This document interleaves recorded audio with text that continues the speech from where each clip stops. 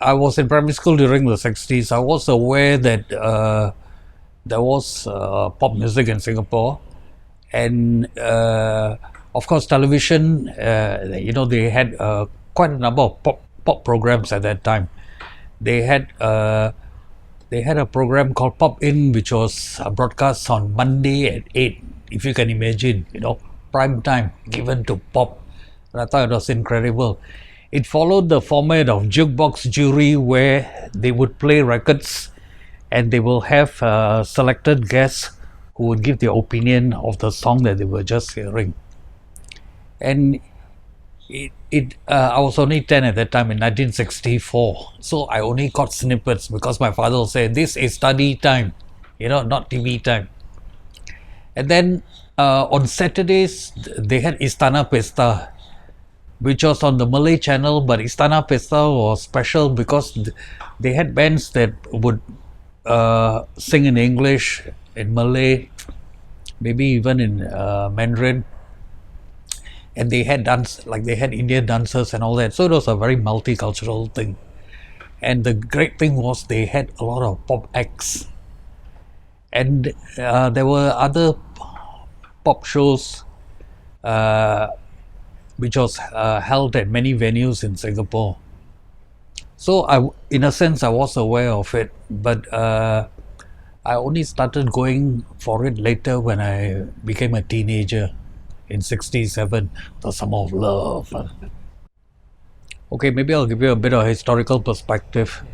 You see, Cliff Richard and the Shadows, they did a concert in Singapore towards the tail end of 1961. And that concert was important for a lot of would-be musicians because it was the first time they were watching an electric band on stage. A lead guitar, rhythm guitar, bass player and drummer. And to many of them who were attending, it's sort of the whole jigsaw puzzle fell neatly into place. They said this is the blueprint of an electric band. A backing band and a frontman singer. So the bands that formed during that time followed this trend. Then the next trend was when the Beatles began to chart. That changed the equation a little in the sense that you now had to be a singer as well as being an instrumentalist, because if you remember, the Beatles were all instrumentalists.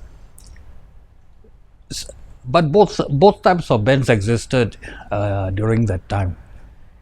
And the next wave was when the rhythm and blues bands came along. Bands like the Rolling Stones, the Yardbirds, the Kings. And it is interesting that in Singapore, it was the Malay scene that actually got on to this brand of music. They thought it had more honesty and guts rather than, say, the Shadows, Cliff Richard and the Shadows kind of music. And so there were bands forming all over Singapore, and there were many venues that saw that this could actually become commercially viable. So some of these venues, they experimented with what they call a tea dance, which was either on a Saturday afternoon or a Sunday afternoon. You see, now, since we have become affluent, we have a lot of options. But at that time, we were less affluent, and besides movies, pop music was our main form of entertainment. And the idea of watching a pop band locally, the glamour associated with pop was larger than now. Now people are blazed and they say, so what? They see a band perform at some venue, they are not turned on. But at that time, maybe because the acts took some kind presentation, they appeared on stage in suits, and we thought, mine, that's the height of glamour. I remember when I was in secondary 2 in 1968, as part of the National Day celebration, they had a pop show in my school hall in the afternoon. And I saw this band. They were a bunch of schoolboys or rather youngsters. One of them was my primary 1 classmate.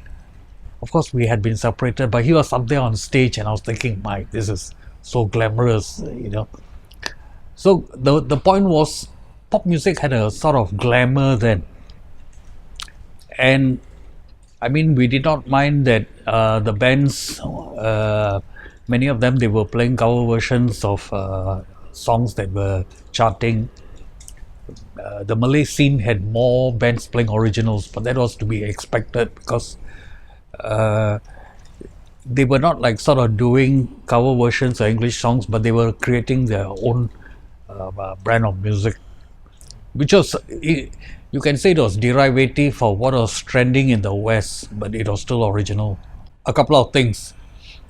The Tea Dance, there was a ban on tea dances, so one platform for bands disappeared.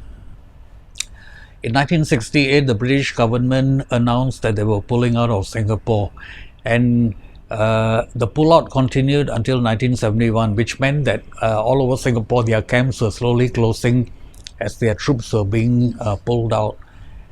And as this was happening, their messes, the officers' mess, the other ranks' mess, the youth clubs in the British camps also began to dwindle, and the number of bands that were being called on became lesser and lesser. As the Vietnam War was building up, Singapore was designated one of the R&R centers for soldiers who were being taken out of Vietnam to go, say, on maybe 1 week of rest and recreation. The other R&R centers besides Singapore would have been like all the Asian capitals, you know, like Kuala Lumpur, Bangkok, Tokyo, Hong Kong, Sydney. Singapore's designated the Dallas. But so there were 4 camps, and then they had a club, a nightclub, or it could even be a day club, where they had live bands performing. So the 4 venues all had bandstand for musicians, for clubs, for bands. So again, there were bands that would go in to perform, like for instance, like Matthew and the Mandarins, the Silver Strings, the Pest Infested, even Sigla 5. They all had the experience of playing in these places. So in 1970, the the US government, they decided to close Singapore as an R&R center. So because of that, these 4 venues straight away disappeared. So as I mentioned, you know, when they banned tea dancers, those venues disappeared. The British club venues all dwindled. The American 4 venues dwindled. So you can sort of see, like what you were saying, the nail in the coffin. But the recording companies were still active in signing acts and releasing. So that was something positive. But one had a sense that the 60s were ending, and that it was, you know, beginning of a new decade, the 70s.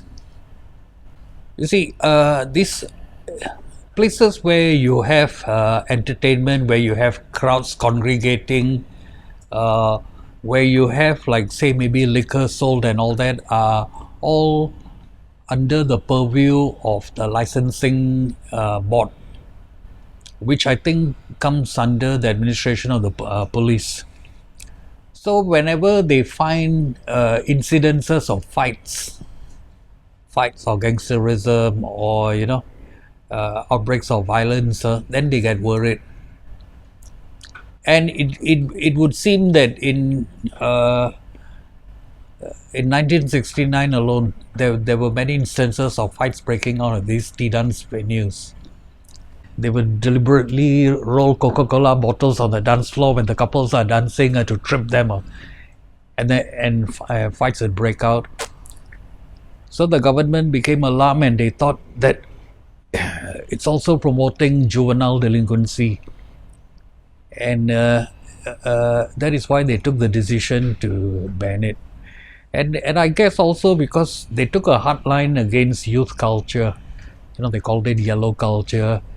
They did not like long hair very much, and they were afraid that if the youngsters got too caught up in this lifestyle, then they will become that slogan, turn on, tune in, drop out, which Professor Timothy O'Leary propounded, would become a reality here. So that is why they took the decision to ban tea dances. Well, I can only venture reasons, but because I grew through that period. Maybe one reason was, there was a prevalence of drugs, and they needed to control that. Okay, that I understand, harmful effects, but to stifle creativity, to stifle thinking and all that I think they were being overly harsh, and that I would think was because they had no prior experience with it. It's like a father will be harshest with his first child, then he has learned the game, he has been through the whole 9 yards, then with his subsequent kids he knows how to handle it. But so I think it could be a similar scenario, because the 60s, we go back to the 60s. The 60s was a very turbulent decade worldwide. I mean, the Vietnam War broke out. Many countries around the world, they had revolutions. Singapore's history was also turbulent. They became independent in 59. They entered Federation in 62. They got expelled from Federation in 65. Confrontasi with Indonesia, and we felt so naked and exposed. The Citizens Army started in 1967. And because Singapore had to grapple with a lot of these factors, maybe they did not have time to really handle this burgeoning what do you call dissension from the intelligentsia.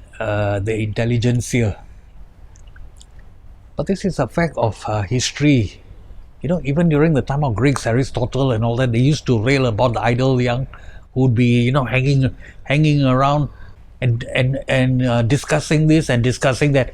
And we are talking about ancient times during the Greeks. That is a common thread throughout history. It is always the young who drive revolution, because they have the time, they have the energy, and they have not sought compromises. They have not been compromised by things like career, family, commitments and all that, so they can think. And I think because the authorities then they did not know how to handle this dissent from the ground, and maybe that was why they were quite harsh on it. And they were harsh not only on the English educated sector, they were even harsher on the Chinese educated sector, the Chinese middle school students. But now they have learned, and they say live and let live. I think if you look at the present scenario now with social media, the communication is instantaneous, reaction is instantaneous. It's, I think, more baffling for them to deal with.